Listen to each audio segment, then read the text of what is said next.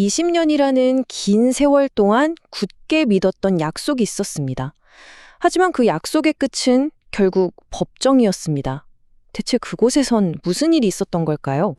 네, 바로 하나의 약속을 믿었던 277명의 사람들, 그리고 그들이 제기한 하나의 소송.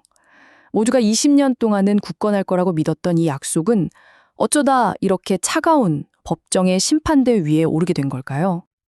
이 모든 갈등의 시작점은 바로 올해 2024년이었습니다. 오랫동안 그냥 수면 아래에 가라앉아 있던 불씨가 활활 타오르기 시작한 바로 그 해입니다.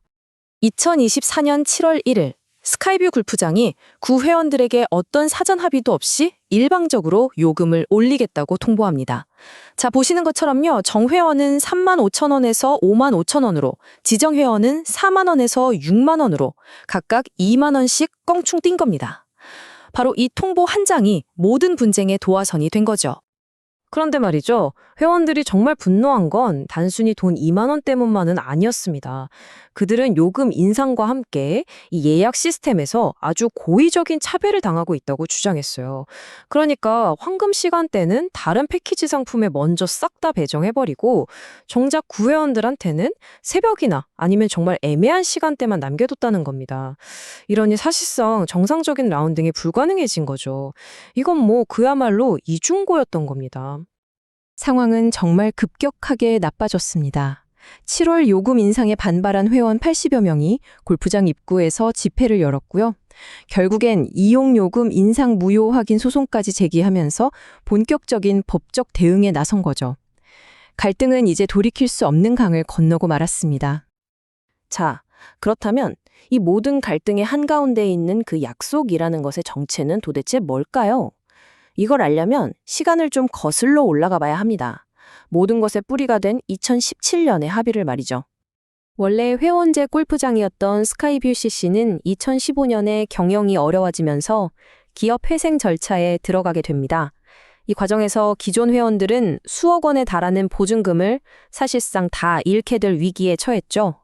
바로 그때 새로운 인수자와 구 회원들 사이에 아주 극적인 합의가 이루어집니다.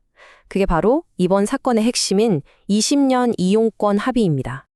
이 합의의 핵심은 이겁니다.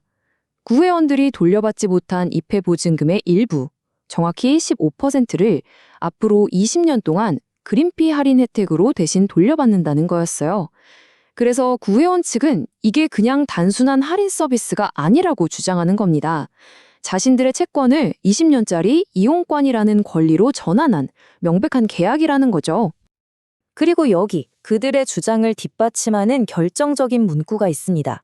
2017년 합의서를 보면 요금을 바꿀 땐 반드시 상호 합의하여 변경한다고 명시되어 있거든요. 바로 이 부분, 구회원들은 골프장이 이 조항을 정면으로 어겼다고 보고 있는 겁니다. 이제 이 사건은 법정으로 옮겨졌습니다. 골프장 측의 논리라는 방패와 구회원 측의 반박이라는 창이 아주 날카롭게 맞부딪히고 있는 상황입니다. 첫 번째 쟁점, 바로 계약의 성격입니다.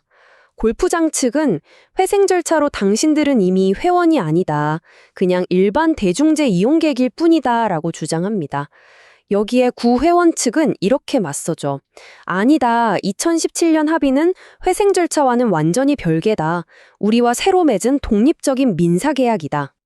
두 번째 쟁점은 소송 자격, 즉 누가 소송을 할 수 있느냐는 겁니다. 골프장은 합의한 상대는 회원 운영위원회라는 단체지 회원 개개인이 아니다. 따라서 개인이 소송을 낼 자격이 없다고 주장합니다. 하지만 구회원 측은 운영위원회는 우리를 대표했을 뿐 계약의 효력은 당연히 구성원인 우리 개개인에게 있다고 반박하고 있습니다. 마지막 세 번째 쟁점은 요금 인상 그 자체의 정당성입니다. 골프장 측은 물가도 오르고 여러 사정이 변경됐으니 합리적으로 조정한 거라고 주장하지만 구회원 측의 입장은 아주 단호합니다. 인상폭이 얼마냐가 중요한 게 아니다. 상호 합의라는 절차 자체를 무시한 것, 그게 바로 명백한 계약 위반이라는 겁니다. 이렇게 양측의 주장이 정말 팽팽하게 맞서고 있습니다. 저희는 이 법정 다툼의 진실을 계속해서 추적하겠습니다. 이어지는 심층 분석을 놓치려면 지금 구독하고 지켜봐 주십시오. 구회원 측은 아주 철저한 법리로 맞서고 있습니다. 먼저 법인이 아닌 사단, 즉 단체의 계약 효력은 구성원 개인에게도 미친다는 대법원 판례를 근거로 개인의 소송 자격을 주장하고요. 그리고 결정적으로 계약서에 상호 합의라는 조정 절차가 떡하니 명시되어 있는 이상 골프장 측이 주장하는 그 사정 변경의 원칙은 적용될 수 없다는 최신 대법원 판례까지 제시하면서 골프장을 강하게 압박하고 있습니다. 이 소송은요, 단순히 한 골프장만의 문제로 끝나지 않을 겁니다. 이 하나의 판결이 골프업계 전체에 정말 거대한 파장을 몰고 올 수 있습니다. 이제 법원은 이 핵심적인 질문들에 답을 내려야만 합니다. 2017년의 합의를 독립된 계약으로 볼 것인가? 개별 회원들에게 소송할 권리를 인정할 것인가?